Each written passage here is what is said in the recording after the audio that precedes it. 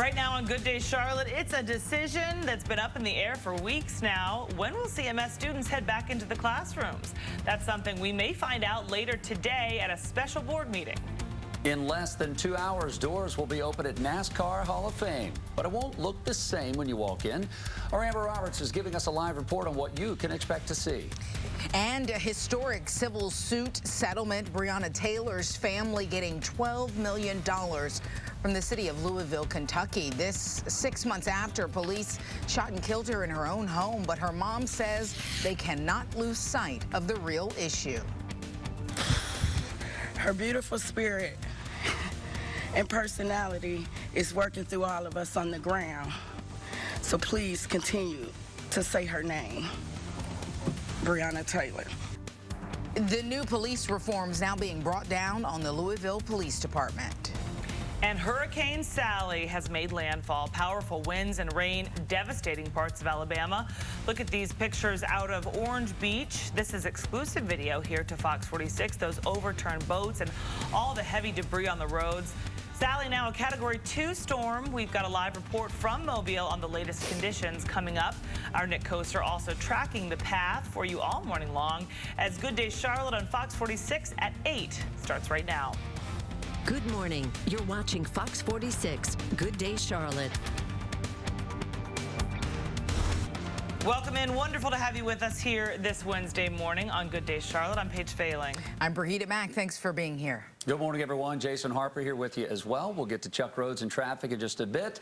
But we need to catch up with meteorologist Nick Coaster because Hurricane Sally did officially make landfall at, what, 105-mile-an-hour winds? Is it the still combination of the wind and the rain, or mostly the rain that everyone's so worried about with this? This one's going to go down as just a rain-making beast, and also the water in general, the storm surge that it's pushing up and into the coastline, combined with the rain that's coming down, is really going to create some flooding right along, you know, this area here, closest to the shore, because you've got the storm surge coming in, you've got this rain wrapping around the back end here, and all that rain has nowhere to go. You know, the rain that's falling on the ground wants to follow the streams and the creeks out to the ocean, and there's still a little bit of a storm surge there that's coming into the land. So that's the setup that you don't want to see, and that's what the folks there are getting. Landfall right along Gulf Shores, Alabama, earlier this morning. You can see the eye still there, although it's starting to fall apart. It looks like just a touch there on the southwestern quadrant. We're going to continue to follow this thing as it pushes further and further inland. Nice and brisk here, though. I'll tell you what, beautiful morning for you if you like fall-like weather. Today, not going to be quite as nice as yesterday. Temperature-wise, it will be, but the clouds will increase. And I think by the end of the today, it's going to be mostly cloudy, maybe even overcast, and maybe a couple showers as the sun goes down.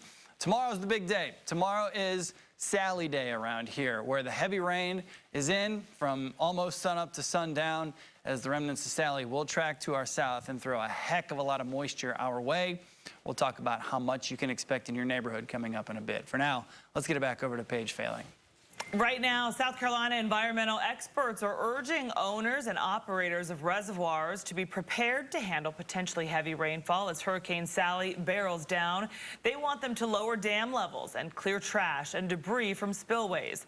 Back in 2015, more than 40 dams across the state failed in devastating floods, leaving homeowners stranded and forced some into boats to rescue neighbors. 19 people died, and it caused nearly $2 billion in damage. Hurricane Sally has made landfall near the Gulf Shores area. This powerful storm set to bring historic, catastrophic, and life-threatening flooding. You are looking at video you will only see here on Fox 46, exclusive to us, folks. You can see how many homes already underwater in Orange Beach, Alabama. Roofs ripped off, even boats flipped sideways. Fox 46's Colleen Peterson is in the eye wall of Sally with the latest conditions. Right now, I'm in the eye wall of Sally and Daphne, central Baldwin County. We're getting some strong wind gusts exceeding over 90 miles per hour. We're on the west side of the wall, so the wind is really wrapping from the northeast. I have my wind gauge here and been clocking in sustained winds exceeding over 70 miles per hour. Right now, it's back down to 60, but again, strong wind gusts. And this is the worst that we're going to see in central Baldwin County, but this is a slow-moving storm, so the impacts we can feel here over the next few hours. Just take a look around me. You see a lot of debris already in the roadways, some limbs that have fallen off of many trees, a lot of storm reports already of trees blocking roadways and even into some homes, but we won't be able to see until that comes out to light and it gets to a safe situation where rescue crews can go to relieve those folks that are in that imminent danger. Again, flooding is also a concern as well. Reporting here in the eye wall of Sally, I'm meteorologist Colleen Peterson. And be sure to stick with Good Day Charlotte. Coming up at 8:30 this morning, we're going to take you live to Mobile, Alabama, where our reporter Elizabeth Lane will give us what conditions look like there. All right, speaking of conditions, let's check in with Chuck Rhodes. Chuck, it's been a pretty clear morning so far in travel. It really not bad at all, Jason. If you're headed out the door right now, I'm taking a look at I-77 in Rock Hill. I had reports of an accident, 77 southbound near Dave Loud Boulevard. That's where we're at right now. I see road work blocking 2 lanes on the southbound side, but I don't see an accident in this area. No need to seek an alternate route. So if you're headed down toward the Rock Hill area or in this area here, southbound traffic in the picture coming toward us, northbound traffic headed away from us, northbound headed into Charlotte. But folks, if there is an incident here, I'm just not seeing anything that would alter your right. Green conditions around the area. Let me check the map real quick. 77 southbound, approaching exit 79. We're still averaging right about 65 miles an hour. No need to seek an alternate route. Off the interstates, I've got an incident reported at South Park Mall, Fairview and Colony Road with possible injuries. Back up to about 30 miles an hour in the area. I really don't think you need to use Runnymede or Sharon View, even Park Road as an alternate route, but be aware of some flashing lights near South Park, Fairview and Colony. Let's send it over to Brigida. Thank you, Chuck. Coronavirus and the classroom. Many parents wondering when their child will get back into the classroom. Today, Charlotte-Mecklenburg school leaders plan to give an update on just that. Fox 46's Amber Roberts is live with the latest. Good morning, Amber. Good morning, Brigida. Tonight, parents may get some answers because CMS board members will meet at 6 o'clock to discuss the next steps when it comes to getting children back into the school buildings. Right now, kids a part of the CMS district are doing virtual learning from their homes, and many families have been very vocal about getting their kids back to in-person instruction. Now, the district already announced that students with special needs will be the first to start in-person instruction. The goal is to get those kids back into the classroom first by September 29th. As for remaining CMS students, tonight, board members will discuss what their transition back into the classroom could look like. There's been a push to get kids back into school buildings following a recent lawsuit filed by some parents against CMS, saying not offering in-person instruction violates the North Carolina Constitution. And getting kids back into the classroom has been stressed recently after tech issues ranging from problems with NC Cloud, the site used to provide online learning to students, and after the district found that thousands of kids did not have access to reliable internet. This morning, parents are standing by awaiting tonight's meeting that Fox 46 Charlotte will be monitoring, and we will let you know what is discussed and what is decided. Live this morning in Uptown Charlotte, I'm Amber Roberts, Fox 46, getting results. And an update this morning, Mecklenburg County revising its leave of absence policy to allow employees to take more unpaid sick leave to take care of their children at home. Any employee who takes this new policy, who uses it, must provide 3 days notice prior to taking leave, and they must provide proof of their child's school actually being closed. New this morning, most South Carolina teachers will be getting a small raise. A hazard pay bonus will also be given to some lower paid state workers. The state Senate passed these changes on Tuesday. The plan also sets aside $500 million saved over the past 2 budgets in case revenue projections drop even more. As significant as today is, it's only the beginning of getting full justice for Brianna. And with that being said, it's time to move forward with the criminal charges because she deserves that and much more. Those words coming directly from Breonna Taylor's mother, Tamika Palmer.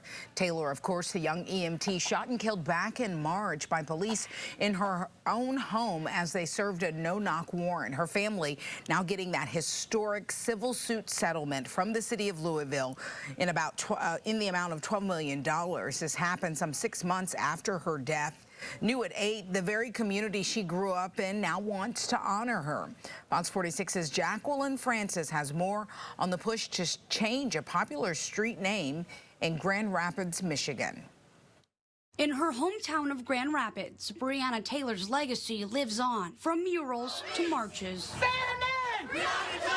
The movement is now making its way to a main downtown street as the city considers renaming Monroe Center Street to Breonna Taylor Way. We wanted to make sure that Breonna is remembered in Grand Rapids because this is where her life started.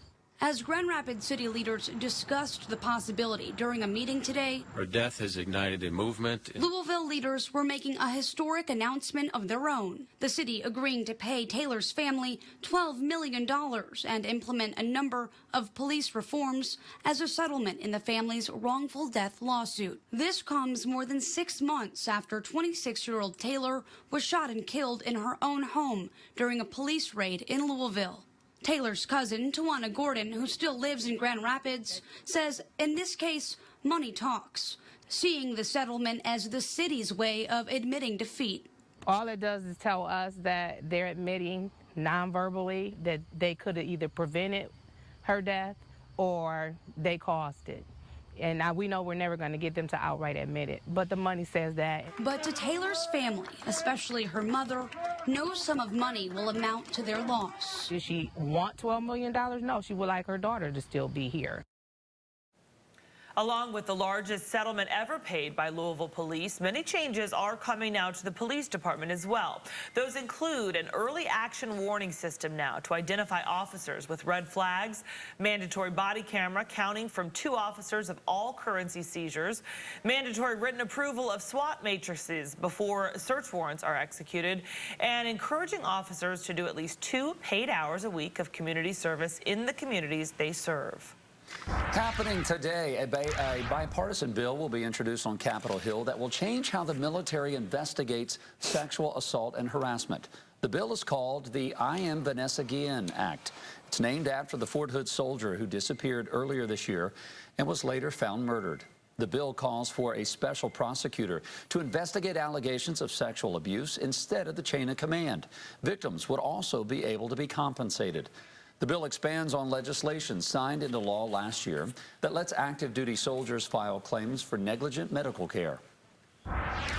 It's still ahead here on Good Day. You may want to go ahead and fill up your gas tank. Oil prices starting to climb as Hurricane Sally made landfall overnight. Our Jane King joining us ahead in a live report with more. And today is Small Business Wednesday. We are speaking live with owner Jerry Simmons from Wjzy Cheesecakes up next.